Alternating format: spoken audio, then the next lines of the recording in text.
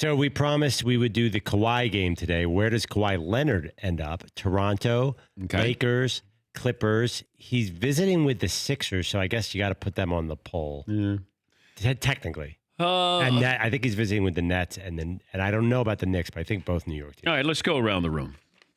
Fritzy, where does Kawhi Leonard play next season? Kawhi Leonard is going to stay with the Raptors. He's going to get a big statue, and for at least the next year or two, he's going to still be a hero of Canada. Will they have the statue built before the start of next season?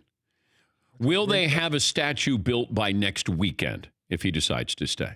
McLovin, where's Kawhi Leonard going? Yeah, I like the 1 year or 2 year deal in Toronto. All right, 1+1. Seton O'Connor. We always think that the whole league is going to blow up and everybody's going to switch teams, and they never do. So I think Kawhi's staying right where he is. He's staying in Toronto. This is what we do in our business. We hope that there's change. We hope that there's chaos. We hope that teams are adding new stars. And the reality is it doesn't happen very often. How many times this happened, the NBA trade deadline or baseball trade deadline? I'm hearing. And then nothing happens. I'm guessing we're going to have movement in free agency here. But I don't know what KD does because he doesn't impact the league this next season because he won't be playing. Does Clay leave? Does he not get the I can't imagine Golden State's ownership moving into a new building saying, you know what? We lost out on Kevin Durant. You know what? We're not going to offer Klay Thompson the max. First of all, it's not a super max. Imagine if he had made third team All-NBA, then would they be paying out the Kemba Walker numbers? And also, speaking of which, Michael Jordan's kind of on the hot seat here a little bit.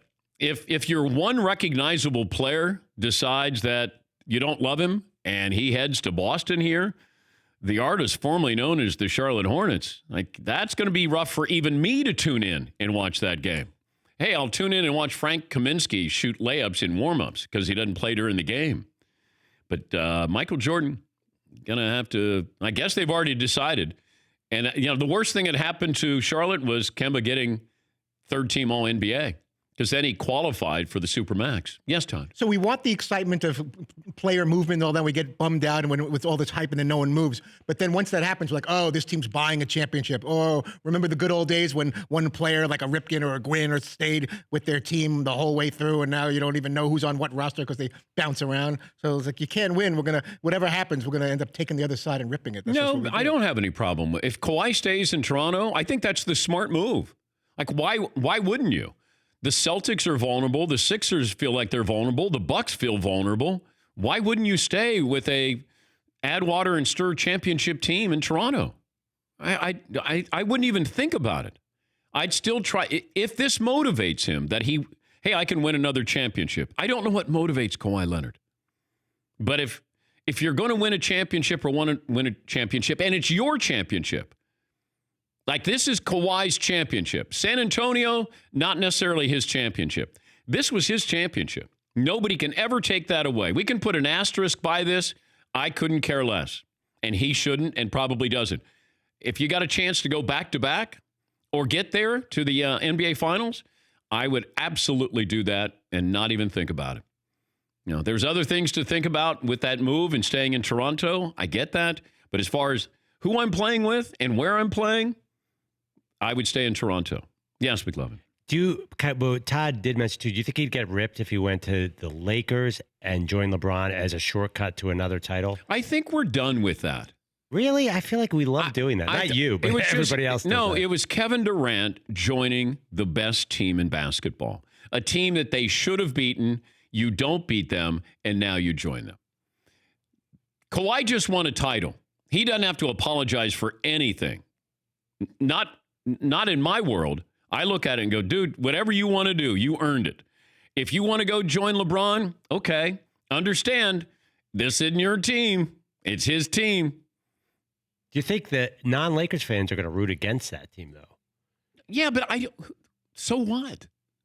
Well, it's like when LeBron, who cares? When LeBron went to Miami and wore the black hat for a while in that Nike commercial, I think we get back to a little bit of that. But did it really bother him?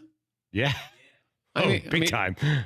I mean, and it certainly bothered KD. He won some titles. I think he actually said publicly that he doesn't like being the bad guy. He thought he would be okay with it, and he doesn't like it. KD bothered. KD didn't want to be the guy who ruined the NBA.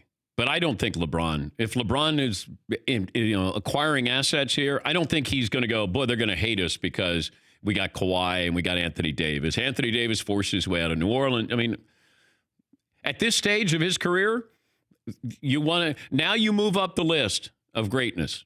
The list of greatness, and if Anthony Davis and Kawhi or Kyrie can help you win another title or two, absolutely. Where do you think Kawhi goes, Seton? He stays in Toronto. You think he stays? Okay. Paulie? I think Kawhi in 2 weeks will be a Clipper, and I think Klay Thompson in 2 weeks will be a Laker. For more Dan Patrick Show, tune into Audience Channel 239 on DirecTV. Stream for free on BR Live or download the Dan Patrick Show app.